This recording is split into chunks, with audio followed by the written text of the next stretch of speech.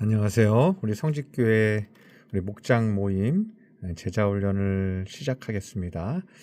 우리 제자훈련은 이 사랑의 교회 옥하는 목사님이 무려 한 35년 전이죠. 그때 쓴 책인데 이미 제자훈련에 대한 필요성을 아시고 그때부터 성도들을 제자훈련 시켰던 그 책입니다. 그런데 뭐 고전 같지만 이 책이 굉장히 잘 쓰여졌어요. 그래서 우리가 먼저는 제자훈련이 왜 중요한지에 대해서 우리가 좀 깨닫는 시간을 가지려고 합니다. 그래서 그 마인드를 우리 목장들이 먼저 생각을 좀 하시고, 이 제자훈련이 왜 하나님의 명령인가, 그 부분을 옥하란 목사님이 직접 쓰셨습니다. 그래서 여러분 첫 페이지를 보면요, 왜 제자훈련이 필요한가라고 이렇게 옥하란 목사님이 질문을 했습니다. 그래서 좀 읽어드리면 같이 여러분 읽으시면서 줄을 좀 쳐서 여러분들도 이 제자훈련의 필요성에 대해서 목장들이 먼저 깨닫고, 또 우리 목원들도 이 제자훈련이 왜 필요한지에 대해서 좀 성경적인 그 의미를 좀 깨닫기를 원합니다. 그래서 좀 순서적으로 보면요, 우리 잘 읽어드리겠습니다. 제자훈련의 산실은 부활하신 예수 그리스도께서 승천하시기 직전에 남겨놓고 가신 마태복음 28장 18절에서 20절의 말씀이라고 할 수 있다. 예수께서 나와 말씀해 이르시되 하늘과 땅의 모든 권세가 내게 주셨으니 그러므로 너희는 가서 모든 민족을 제자로 삼아 아버지와 아들과 성령의 이름으로 세례를 베풀고 내가 너에게 분부한 모든 것을 가르쳐 지키게 하라. 볼지어다 내가 세상 끝날까지 너희와 항상 함께 있으리라 하시니라 고 말합니다. 그래서 가서 모든 민족을, 여러분 모든 민족을 줄을 좀 치시기를 바랍니다. 모든 민족을 제자로 삼아 아버지와 아들과 성령의 이름으로 세례를 베풀고 라고 쓰고 있죠. 그래서 그냥 전해서 그냥 성도로 만들어라 라고 얘기하고 있는 것이 아니라, 예수님은 모든 민족, 모든 나라의 사람들을 제자로 삼아라 라고 분명 말씀하셨다는 것입니다. 그래서 제자로 삼고 또 아버지와 아들과 성령의 이름으로 세례를 베풀라고 말하셨다는 거예요. 그래서 우리가 생각하는 것과는 좀 더 깊은 성도를 만드는 것이 예수님의 목표였다는 것을 알 수 있습니다. 또 한 가지는 그 밑에 구절을 좀 보면요, 예수님이 막연히 전도라고 말씀하시지 않고 제자를 만들려고 하신 의도를 파악하는 것이 매우 중요하다. 이것은 그가 왜 3년을 소비해 가면서 불과 몇십 명의 제자를 만드는데 모든 정력을 다 바치셨는가를 연구하면 어렵지 않게 풀리는 문제이다 라고 말하고 있습니다. 그래서 막연히 전도해라 라고 얘기한 것이 아니라 제자를 만들라, 그러면 제자로 만들어진 사람이어야 한다 라고 얘기했다는 거예요. 그래서 3년 동안 제자 훈련을 시켰고, 또 막연히 전도하라고 하시지 않고, 막연히 전도하라고 말씀하시지 않고 제자를 만들라 이렇게 말씀하셨다는 것입니다. 그래서 예수님은 불과 몇십 명의 제자를 만드는데 모든 힘을 다 하셨다는 것을 우리는 알고 있습니다. 그래서 소수정예의 사람들을 제자 만드는데, 핵심적인 제자로 만드는데 시간을 투자하셨다는 것을 알 수가 있습니다. 그래서 그 다음 페이지 보면 구원하고 하나님의 나라를 세우기 위해서 그 일을 맡을 사람을 찾고 계셨다. 그것은 다수가 아니라 소수의 사람이었다. 먼저는 처음엔 소수의 사람이었다는 거예요. 그래서 우리 교회도 마찬가지입니다. 우리 목장님들의 소수의 우리 목장님들이, 장로님, 권사님들이 먼저 비전을 얻고 제자가 되고, 또 나머지 목원들을 다 제자로 만드는 그 사역을 하는 것입니다. 그래서 주님은 작은 자가 천을 이루고 약한 자가 강국을 이루라고 예언하신 이사야의 말씀을 확신하고 계셨던 것이다 라고 이 옥하는 목사님은 이제 강조하고 있습니다. 그래서 여기 보면 그러므로 제자훈련은 소수 정예화의 전략이다. 그 소수를 가지고 다수를 동력화시키는 작전이다 라고 말하고 있습니다. 그래서 여러분 지금 뭐 한국 교회에서는 사랑의 교회가 가장 큰 규모로 남아 있는데 그렇게 든든히 섰던 이유 중 하나는 35년, 40년 전에 이미 그런 일들을 시작했다는 것입니다. 그래서 뭐 많은 교회들이 기복신앙에 빠져 있거나 그리고 주님 앞에 달려 나오면 뭐 병이 치유를 받거나 그리고 환상을 보거나 그리고 기적이 일어나거나 그리고 부자가 되거나 뭐 이런 쪽으로 치중하는 신앙이 있었다면 정말 하나님이 우리에게 원하시는 뜻이 무엇인지 발견하고 이미 40년 전에 이미 제자 훈련에 대한 비전을 가지고 말씀에 오직 집중하는 그런 사역을 시작했고 그 교회가 지금까지 가장 든든하게 남아 있다는 것을 우리는 발견할 수 있는 거죠. 그래서 우리 신앙은 다시 말씀 위에, 말씀의 반석 위에 다시 세워져야 할 것이고 우리 성직교회도 그렇게 제자 훈련하는데 제자로 세워졌을 때 우리 교회의 미래가 밝다라고 이제 할 수 있는 것입니다. 그래서 처음 시작은 제자 훈련은 소수 정예화의 전략이고 그 소수를 가지고 다수를 동력화시킨다고 얘기하고 있는 것입니다. 그리고 불과 12명으로 시작됐지만 그들에 이은 수많은 제자들을 통해 오늘날 하나님의 나라가 물이 바다 덮음 같이 세상 위에 우뚝 섰다고 말하고 있습니다.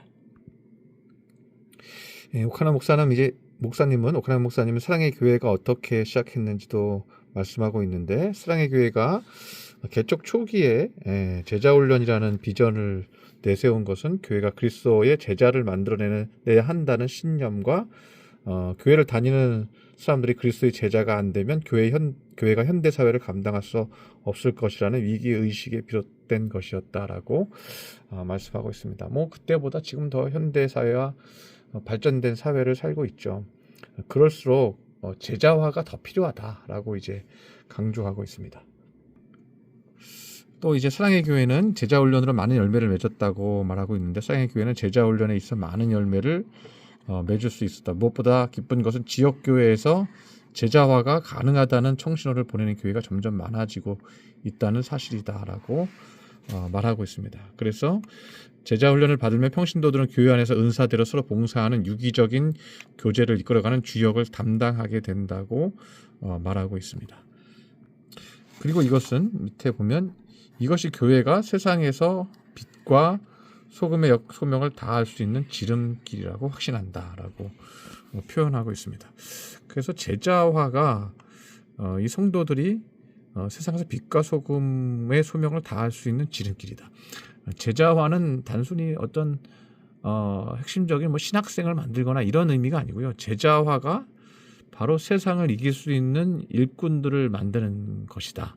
제자화가 우리 성도들이 더 세상에서 승리할 수 있는 방법을 배우는 것이고 또 많은 사람들 승리하게 만드는 이 제자가 된다고 이제 표현하고 있는 것입니다. 그래서 오카나 목사님은 이제 이렇게 제자화시키는 것을 말씀으로 제자화시키는 것을 그 체질을 개선하는 것이라고 말합니다. 교회의 체질을 개선하려면 반드시 말씀으로 제자화해야 한다. 그래서 오늘날 교회가 체질을 개선하고 체질을 개선하고 새로운 이미지를 가진 존재로 세상에 나서려면 교회의 본질과 소명을 회복해야 한다. 이것은 세상에서 부름받은 하나님의 백성인 동시에 세상으로 보냄받은 그리스도의 제자라는 정체성을 확고할 때만 가능한 일이다. 그래서 제자화를 할 때만 그리스도의 제자화를 할 때만 정체성이 확고해지고 또 교회의 체질을 개선하고 하나님의 백성으로서의 존재로서의 가치를 가질 수 있다라고 이제 말하고 있는 겁니다. 그리고 이제 그 다음 페이지 9페이지 보면요, 그 유의사항이 이제 나와 있습니다. 유의사항을 우리 목장님들이 한번 쭉 읽어보시고요, 어떤 마음으로 이 제자화 공부를 해야 할지 또 제자 훈련을 받아야 할지 여러분 한번 읽어보시고 또 생각해 보시기를 바랍니다. 그리고 이제 그 첫 이제 페이지 이제 제목이 제자 훈련의 터 다지기라는 이제 제목으로 시작을 하고 있는데, 이제 오카나 목사님은 제자 훈련의 터를 다지는 그 첫 번째 인물로 바울 사도가 유대인에서 예수 그리스도를 믿는 과정을 겪었던 사건을 제자 훈련의 첫 터를 다지는 시간으로 보았습니다. 그래서 우리가 오늘 공부할 부분은요. 이 자신의 신앙 고백과 간증을 하던 이 바울 사도를 예를 들어서 15쪽, 16쪽, 17쪽에 이어서 하고 있는데 이번 주는 우리 16쪽까지 우리가 함께 우리 목원들과 묵상하는 그런 시간들을 좀 갖기를 바랍니다. 먼저 오카나 목사님은요, 가장 중요한 것은 내가 체험한 하나님, 내가 만난 하나님을 신앙 고백하고 간증하는 것이 신앙의 시작으로 보았습니다. 그래서 그 부분을 좀 읽어드리면요, 예수를 믿으면 어디서 누구를 만나든지 자신의 신앙을 고백할 수 있어야 한다. 초대교회 성도들은 잘못하면 끌려가 죽임을 당할 수 있었던 환경에도 불구하고 가정과 일터에서 예수님이 자신의 구주 되심을 조금도 부끄러워하지 않고 자랑하며 전했다고 표현하고 있습니다. 그래서 제자들이 되는 그 시작점, 그 터를 다지는 건 뭐냐면요, 내가 각자가 각자의 환경에 따라서 은혜를 따라서 은총을 따라서 예수님을 만났다는 거예요. 그런데 그 예수님을 만나고 주변에 담대하게 전했다는 거예요. 끌려가 죽임을 당할 수 있는 환경에도 불구하고 조금도 부끄러워하지 않고 자신의 신앙을 고백했다는 거예요. 그래서 우리는 제자가 된다는 것은 그 신앙 고백을 할 수 있어야 한다는 거예요. 그리고 우리의 목장 모임도 서로의 신앙을 고백하며 간증하는 분위기에서 마음과 마음을 깊이 나눌 수 있는, 여러분 그 중앙에 보면 있죠. 서로의 신앙을 고백하고 간증하는 분위기에서는 마음과 마음을 깊이 나눌 수 있는 영적 교제를 맛볼 수 있다라고 얘기했죠. 그래서 우리 목장님들이 우리 그 목원들의 신앙을 또 자신의 연약함을 또 예수님 만났던 시간들을 서로 간증하는 시간을 가질 수 있으면 더 좋겠습니다. 그렇게 해서 서로의 마음을 열고 받아들이는 것이 중요하다. 이게 서로의 단점이 있었지만 그 단점 안에서 예수님을 만났던 그 은혜의 간증, 그것들이 서로 공유될 때 마음이 열린다고 말하고 있습니다. 그리고 그러한 간증이 풍성해질수록 하나님의 자녀들만이 모인 자리에서 체험할 수 있는 기쁨이 우리의 마음을 윤택하게 할 수 있는 것입니다. 그리고 나서 우리가 질문들을 좀 1번부터 4번까지 좀 보기를 원하는데요. 본문은 사도행전 22장 1절에서 16절까지의 말씀입니다. 바울 사도가 예수님을 만나는 과정을 이제 기록하고 있는데 1번부터 먼저 보지 말고요. 2번 질문을 먼저 좀 보겠습니다. 2번 질문을 먼저 보면 우선 바울은 자신이 예수님을 만나기 전에 어떤 사람이었는지를 솔직하게 이야기하고 있다. 그 내용이 무엇인가? 라고 이제 묻고 있습니다. 오늘 본문을 좀 보면요. 본문을 제가 보여드리면 22장 사도행전 22장 1절에서 16절 말씀인데 그 바울이 예수님을 만나기 전에 어떤 사람이었는지 자신의 변명하는 말을 들으라고 이제 표현하고 있으면서 얘기합니다. 그래서 1절에 좀 보면요. 부형들아 내가 지금 여러분 앞에서 변명하는 말을 들으라 라고 얘기하고 있는데 이 부형들아 할 때 이 부는요. 파테르하고 아버지, 이런 아버지 할 때 파테르라는 이 헬라어가 쓰였고요. 또 형 할 때 형은 이제 아델포스라는 형제 또는 동포, 이런 이제 헬라어가 사용이 됐습니다. 그래서 내가 지금 여러분 앞에서 변명하는 말을 들으라 할 때 이 변명은 이제 아폴로기아라는 뜻인데, 아폴로기아는 어떤 자신의 이런 행위, 변화했던 행위에 대한 이유, 바뀐 이유, 나의 행동이 바뀐 이유에 대해서 이제 표현하고 있는 것입니다. 그래서 1절에 이 부형들아 이 말은 이제 쉽게 말하면 아버지, 더 높은 형제, 뭐 이런 의미예요. 그래서 우리 한국말로 이제 구어체로 표현하면 선배님들아, 이러면 선배님들아, 그렇게 표현하고 있는 겁니다. 그래서 선배님들, 이 선배님들이라는 표현은 나도 유대인인데 나보다 더 유대의 모든 것을 충성하고 있는 선배님들, 제 말 좀 들어보십시오. 이런 표현을 하고 있는 거죠. 그래서 유대인들을 좀 설득하기 위한 표현을 이제 부형들아라고 사용하고 있습니다. 그래서 부형들아 할 때 부는 제가 아까 뭐라 그랬죠? 파테르, 그리고 형 하면 이제 헬라어로 아델포스입니다. 그래서 이거 합히면요, 뭐 선배님들, 뭐는 뜻입니다. 선배님들, 선배님들 내 말 좀 들어보십시오. 이제 이런 표현이 되는 거죠.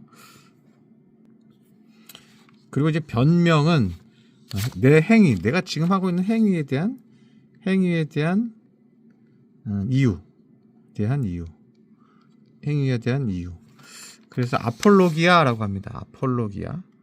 아폴로기아라고 합니다. 그래서 내가 이렇게 행동하게 된 이유를 좀 들어보십시오. 나를 비판하지 말고 왜 저 유대인 중에 유대인이었던 바울 사도가 왜 저렇게 그리스도인이 되고 왜 저렇게 미치는 사람처럼 저렇게 바뀌었나, 그 이유가 있다 하고 이제 선배님들 좀 들어보십시오 하고 이제 표현을 하고 있는 겁니다. 그래서 이 헬라 말을 잘하는 그 바울 사도가야 2절에 히브리 말로 말함을 듣고 유대인들이 더욱 조용하게 들었다고 표현하고 있습니다. 그러니까 히브리 말로 말하니까 히브리 사람, 유대인들밖에 들을 수가 없죠. 그래서 일부러 이 유대인들을 설득하기 위해서 헬라 말로 하지 않고 히브리 말로 이제 말을 시작한 것입니다.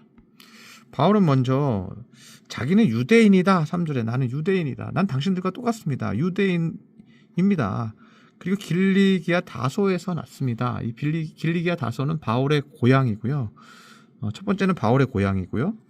두 번째는 이 길리기아 다소라는 지역이요, 이 지식과 철학, 지혜, 신화, 이런 어떤 지식들이 모이는 교육의 자리. 그래서 회당에 모여서 회의하고 서로 토론하고 이랬던 것이 이제 길리기아 다소에서 많은 지식들이 모이는 그런 곳이었다는 거예요. 그리고 이 성에서 자랐다는 말은 귀족 출신이라는 거죠. 그리고 가말리엘의 문화에서라고 얘기하는데, 이 가말리엘의 문화는요, 율법 교사의 집안이에요. 그러니까 아버지들이 다 율법 선생님이었다는 거예요. 그래서 유대인 집 안에서도, 유대인들 안에서도 유대인들을 가르치는 율법 교사의 집안이라는 거예요. 그러니까 유대인을 가리키는 유대인을 가리키는 선생님의 집 문화에서 자랐다는 거예요. 그리고 조금 추가를 하면요, 이 길리기아 다소라는 지역은요, 당시에 구레네인, 그리고 알렉산드리아인, 그리고 이제 많은 지식인들이 많은 지식인들이 모여서 회의하고 또 그들이 서로 자랑하는 그런 도시였다고 합니다. 그리고 추가적으로 바울 사도는 율법의 엄한 교훈을 받았다. 그래서 엄한이라는 말은 뭐냐면요, 매우 정통한이라는 뜻이에요. 매우 정통한 교육을 받았다. 그래서 뿌리 깊은, 우리가 그런 말 하죠. 원조다, 그런 말 하죠. 음식점도 칼국수집도 우리가 원조다, 그런 말 하잖아요. 그러니까 이 굉장히 엄한 교훈을 받았다는 말은 매우 정통한 교육이다. 어떤 다른 불순물이 섞이지 않은 아주 정통한, 역사적으로 아주 정통한 그런 율법 교육, 뿌리 깊은 원조다, 이런 교육을 받은 사람이다. 이 말은 뭐냐면 너희 유대인들보다 더 원조다, 이런 표현을 하고 있는 거죠. 그래서 너희보다 율법에 대해서는, 모세의 율법에 대해서는 하나님의, 너희들이 열심히 살지만 그 부분에 있어서는 나도 굉장히 열심히 있는 사람이었다. 그래서 하나님께 대하여 열심히 있는 자라고 표현을 했습니다. 그래서 바로 이것이 바울 사도가 갖고 있는 유대인 가정의 환경적인 배경이에요.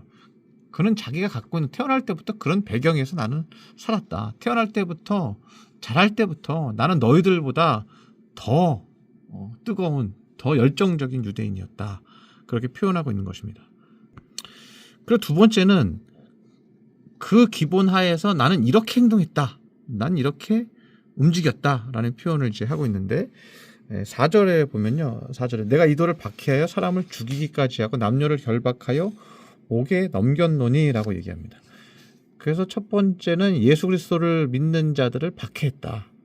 나는 그렇게 행동했다. 난 너희들보다 더 행동주의자였다. 그렇게 이제 표현을 하고 있는 거죠. 그리고 두 번째는 내가 그들을 죽이기까지 하고 옥에 넘겨주기도 했다. 이 말은 내가 너희보다 예수를 믿는 자를 더 정죄했다.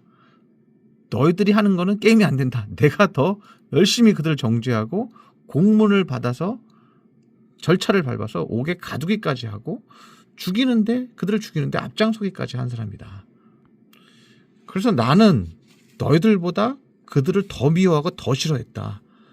더 열심히 그들을 소탕시키는데 앞장섰던 사람이다. 그래서 이런 표현들을 하고 있는 거죠. 그래서 우리가 2번에 대한 답을 좀 하면요. 우선 바울은 자신이 예수님 만나기 전에 어떤 사람이었던가를 솔직하게 이야기하고 있다. 그 내용이 무엇인가? 여기에 대한 대답이 되었죠. 그래서 여기에 대한 대답을 바울 사도가 말씀을 했습니다. 그 다음에는 이제 3번 질문인데, 다음으로 그는 자신이 어떻게 예수님을 만나게 되었는가를 생생하게 말하고 있다. 그 내용은 무엇인가? 라고 묻고 있습니다. 6절 이하의 말씀을 이제 표현하고 있는데, 6절의 표현을 보면 가는 중 다메섹에 가까이 갔을 때 오정쯤 되어 호련히 하늘로부터 큰 빛이 나를 둘러 비치매 내가 땅에 엎드려져 들으니 소리가 있어 이르되 사울아 사울아 내가 왜 나를 박해하느냐 하시거늘 내가 대답하되 주님 누구시니까 하니 이르시되 나는 내가 박해하는 나사렛 예수라 하시더라 라고 표현합니다. 그래서 첫 번째는 다메섹에서 갑자기 하늘에서 빛이 나를 둘렀다. 그래서 이것을 뭐라고 얘기하냐면 빛이 둘렀다. 예수님의 빛이 나를 둘렀다 라는 표현입니다. 그래서 첫 번째는 예수님의 예수님이 현현 어떻게 해요? 빛으로 나타나셨다고 표현하고 있습니다. 그래서 우리들도 마찬가지예요. 우리들도 예수님을 만날 때는요, 우리 마음에 빛이 먼저 임해요. 그래서 우리의 어두운 문제들이 다 해결되고 영적으로 마음적으로 내 안에서 해결되고 빛이 내 안에 들어오는 것을 체험하게 되는 것입니다. 그리고 두 번째는 나에게 말씀하시는 이의 소리가 들렸는데 자기만 그 소리를 들었다라는 표현을 합니다. 그 소리가 뭐였습니까? 사울아 사울아 내가 왜 나를 박해하느냐 이르시되 나는 내가 박해하는 나사렛 예수라 하시더라. 그래서 이 두 말씀을 통해서요, 이 바울 사도가 예수님의 음성을 듣고 깨닫죠. 그 두 번째는 뭐냐면요, 예수님 우리를 만날 때 빛을 먼저 첫 번째는 주시고 두 번째는 깨달음을 주십니다. 말씀을 통해서 우리에게 직접 말씀하시기도 하고 또는 성경 말씀을 통해서라도 우리를 깨닫게 하세요. 그래서 내가 지금 하고 있는 가고 있는 것이 잘못됐다는 것을 알게 하시고 내 생각을 바꾸시는 그런 깨달음을 우리에게 주시는 것입니다. 그리고 이제 세 번째 하시는 것이 있는데요. 11절에 나옵니다. 11절에 나는 그의 빛의 광채로 말미암아 볼 수 없게 되었으므로 나와 함께 있는 사람들의 손에 끌려 다메섹으로 들어갔다고 표현하고 있습니다. 그래서 그 결과가 하나 더 나타나는데요. 그 광채로 말미암아 볼 수 없게 되었다라고 얘기합니다. 이것은 뭐냐면 육체의 한계를 주셔서 겸손케 하신다. 그러니까 우리의 마음을 낮추시고 겸손하게 하신다는 것을 알 수 있습니다. 그래서 이 3번을 좀 해설해 드리면 예수를 만나게 되는데 생생하게 말하고 있다. 그 내용이 무엇인가 세 가지로 얘기할 수 있어요. 빛이 나를 둘렀다. 그래서 우리가 예수님 만날 때 빛이 내 안에 들어온다.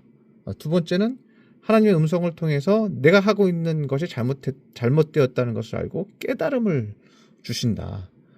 그리고 세 번째는 나를 겸손케 하신다. 이 바울 사도의 눈을 멀게 하심으로 인해서 육체의 한계를 알게 하시고 나의 한계를 깨닫게 하는 거죠. 내가 이제 그 핍박하던 그리스도인들이 나를 부축해서 옮겨주지 않으면 어디도 갈 수 없는 내가 무시했던 사람들이 나를 인도해줘야만 되는 상황. 그래서 나를 낮추시고 겸손케 하시는 그런 세 가지 은혜를 우리에게 주신다는 겁니다. 그리고 이제 4번에는요. 마지막으로 그는 예수님을 믿고 나서 어떤 사람이 되었는가를 말하고 있다. 그 내용을 말하라 하고 13에서 15절을 말씀하고 있죠. 그래서 좀 순서적으로 좀 보면요. 13절에 내게 와 곁에 서서 말하되 형제 사울아 다시 보라 하고는 즉시 그를 쳐다보았노라. 그가 또 이르되 말씀을 보면요. 그가 또 이르되 우리 조상들이 하나님이 너를 택하여 너로 하여금 자기 뜻을 알게 하시며 의인을 보게 하시고 그 입에서 나오는 음성을 듣게 하셨으니라고 표현하고 있습니다. 그래서 요 4번의 대답은요, 좀 4가지로 정리를 할 수가 있습니다. 첫 번째는 뭐예요? 첫 번째는 조상들의 하나님이 너를 택하여 라고 얘기했죠. 그래서 우리가 주님의 은총을 입고 예수 믿는 자가 되었다는 것은 나의 택함이 아니라 하나님께서 나를 택하신 것입니다. 그래서 바울사도가 하나님이 택하셨다, 예수님이 바울사를 택하셨다라고 제자들이 말하는 거예요. 너가 이렇게 된 것은 하나님이 너를 택하신 것이다 라고 표현하고 있는 것이죠. 그래서 첫 번째는 택하셨습니다. 첫 번째 택하셨고, 두 번째는 뭐예요?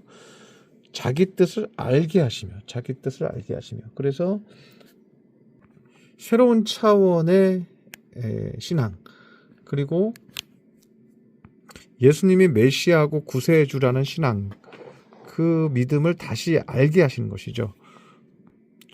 좀 더 구체적으로 들어가면 바울사도가 로마서 갈라디아서에서도 말하지만요, 율법이 전부였던 것, 율법만 알면 된다고 생각했던 것에서 새로운 율법에서의 자유, 그리고 예수 그리스도의 제사함과 성령의 충만함, 성령이 모든 것을 통치하시고 성령 안에서 율법을 뛰어넘는 그러한 믿음, 그러한 것들을 알게 하시는 것이죠. 그리고 세 번째는 의인을 보게 하시고라고 했는데, 의인을 보게 하시고라는 말은 예수님, 즉 메시아를 보게 했음을 의미합니다. 그래서 구원자, 하나님께서 태초부터 예언하신 구원자 예수님을 만나서 보게 하셨다. 그리고 네 번째는 그 입에서 나오는 음성을 듣게 하셨다. 그리고 한 가지가 더 있습니다. 다섯 번째는 뭐예요? 너가 보고 들은 것에 대해서 증인이 되리라고 표현하고 있습니다. 그래서 5가지를 주님께서 바꾸어 주셨죠. 첫 번째는 택하셨고, 두 번째는 예수님의 뜻을 알게 하시고, 의인인 예수님을 만나게 하시고, 입에서 나오는 음성을 듣게 했습니다. 그리고 증인되는 일을 하게 했습니다. 그런데 중요한 것은요, 이러한 과정들을 바울사도는 사람들을 만날 때마다 간증했다는 거예요.